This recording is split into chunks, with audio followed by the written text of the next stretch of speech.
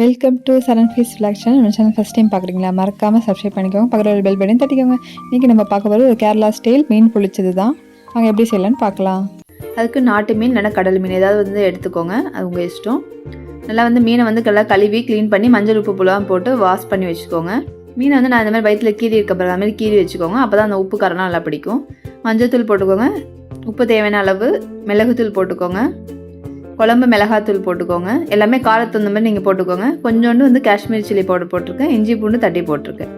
இப்போ எல்லாமே வந்து நம்ம பிசைஞ்சிக்கோங்க. பிசைஞ்சிட்டு காரம் உப்பு உங்களுக்கு தேவைன்னா இன்னும் கொஞ்சம் நீங்கள் ஆட் பண்ணிக்கலாம். நல்லா மீனை பிசைஞ்சு நல்லா வந்து ஒரு 1 hour வந்து ஊற வைக்கணும். ஸோ மசாலாலாம் எல்லா இடமும் படுற மாதிரி இந்த மாதிரி பிசைஞ்சு வச்சுக்கோங்க. பிசைஞ்சு இந்த மாதிரி ஒவ்வொரு மீனாக தனித்தனியாக வச்சுக்கோங்க. அப்போ தான் வந்து அது காயும். ஒன்று லைட்டாக நிழல்லையும் இல்லைன்னா ஃபேன்லேயும் நம்ம காய வச்சு எடுத்தோம்னா மீன் வறுக்கிறப்ப சூப்பராக இருக்கும். இப்போ அடுப்பில் எண்ணெய் காஞ்சோன்னா மீனெல்லாம் வறுத்து எடுத்துக்கோங்க. ரொம்ப நம்ம ஃப்ரை பண்ண தேவையில்ல, லைட்டாக வறுத்தா போதும். மீன் பொளிச்சதுக்கு இந்த மாதிரி வறுத்தா போதும். 2 பக்கமும் திருப்பி விட்டு நல்லா வறுத்து எடுத்துக்கோங்க. இப்போ பொளிச்சதுக்கு நம்ம என்ன செய்ய போகிறோம்னா, பெரிய வெங்காயம் பொடியாக கட் பண்ணி வச்சுக்கோங்க. கருவேப்பிலை, கொத்தமல்லி, இஞ்சி பூண்டு, தக்காளி, ஒரே ஒரு தக்காளி நான் போட்டிருக்கேன். தாளிக்கிறதுக்கு எண்ணெய் ஊற்றி பெருஞ்சீரகம் போட்டுக்கோங்க. நம்ம அறுத்து வச்சுருக்க வெங்காயம், கருவேப்பிலை எல்லாத்தையும் ஆட் பண்ணி நல்லா வதக்கணும். வெங்காயத்தை வந்த மாதிரி நம்ம உப்பு போட்டுக்கோங்க. உப்பு போட்டு நல்லா வதக்குங்க.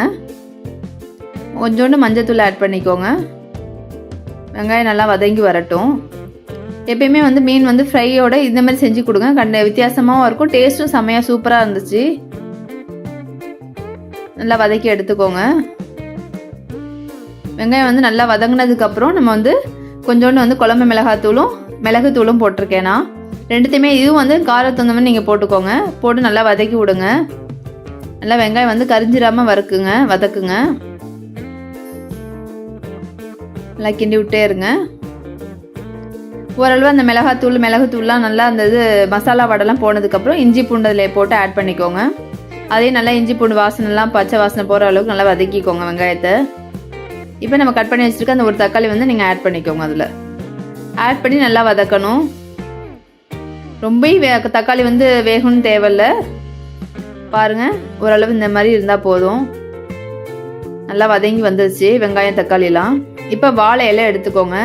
ஆனால் நான் எனக்கு வந்து என்ன ஒரு மிஸ்டேக் பண்ணுறேன்னா, இந்த தண்டோடு இருக்கிற இலையோட நீங்கள் தண்டு இல்லாத வாழை இலையை யூஸ் பண்ணுங்கள். அப்போ தான் உங்களுக்கு ஃபோல்ட் பண்ணுறதுக்கு ஈஸியாக இருக்கும்.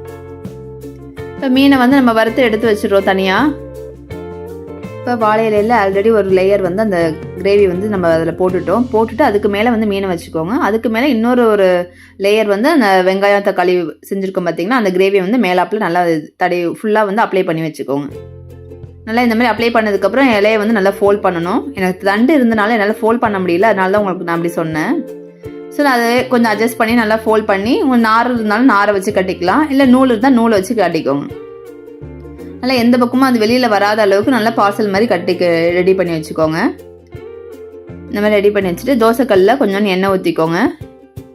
கொஞ்சம் எண்ணெய் காஞ்சோன்னே இப்போ நம்ம அந்த வாழை இலையில் உள்ள மீனை அப்படியே அதில் போட்டு இட்லி மூடி இருக்கும் பார்த்தீங்களா, அதை வச்சு நல்லா மூடி வச்சுருங்க.